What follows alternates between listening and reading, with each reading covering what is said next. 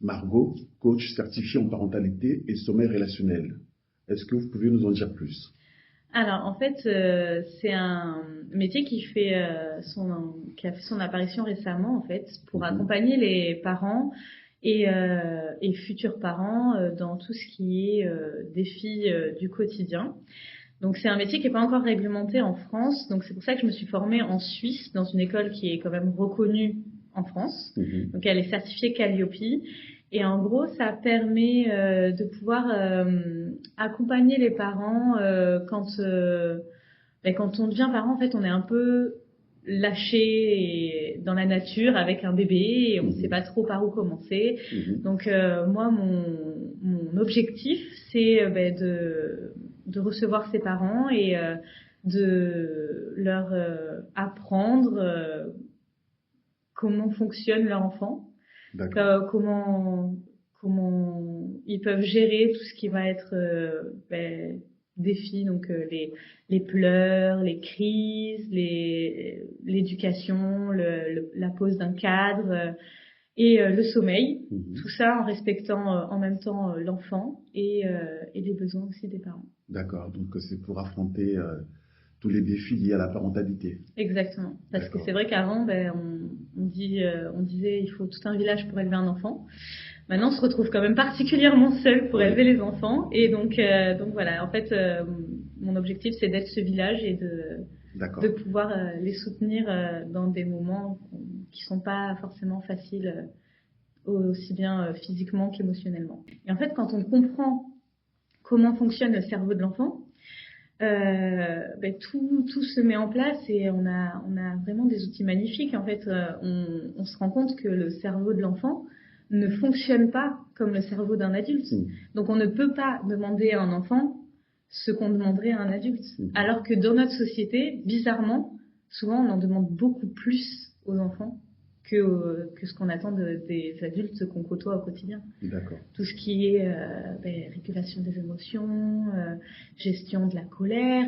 Combien d'adultes n'arrivent pas à gérer Mhm. ces colères aujourd'hui, et pourtant on attend d'un enfant de 3 à 4 ans qu'il y arrive. Capable de gérer. Et donc en fait voilà, c'est ça que j'essaie de mettre en place, c'est d'apporter aux parents les bons outils pour réduire tout ce qui est crise émotionnelle, gestion des émotions qui sont négatives souvent, Mhm. et en fait pour faire en sorte que les parents arrivent à apprendre aux enfants D'accord. à gérer leurs émotions. Et comme ça, et après, ils deviennent beaucoup plus autonomes dans cette gestion-là, et ça fait des enfants beaucoup plus sereins, beaucoup plus calmes en fait.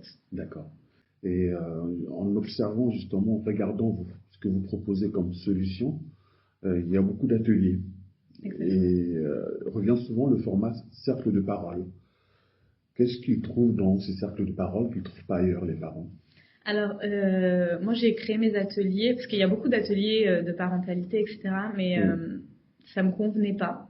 Le format atelier où on va assister à une conférence ou autre, ça ne me convenait pas, parce qu'en fait, quand on va à une conférence, on s'assoit, Mhm. on écoute, on retient un tiers de ce qui a été dit, et on repart avec toutes nos questions, nos interrogations, et on sait pas trop, enfin, on n'est pas beaucoup plus avancé.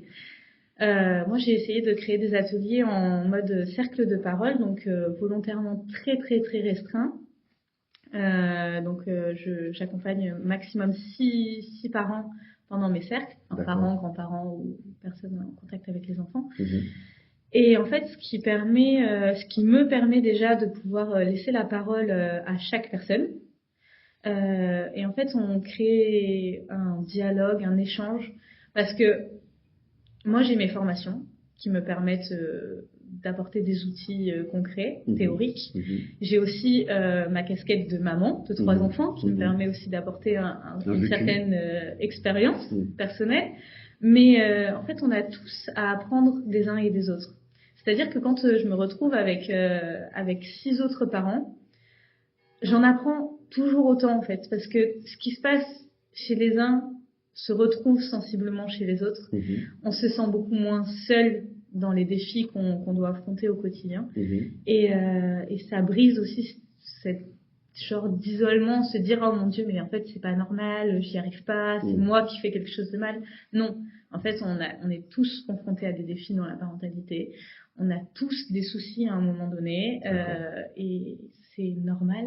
Et on est tous humains et on a tous des moments où on est moins patient, où enfin on est moins disponible pour nos enfants et en fait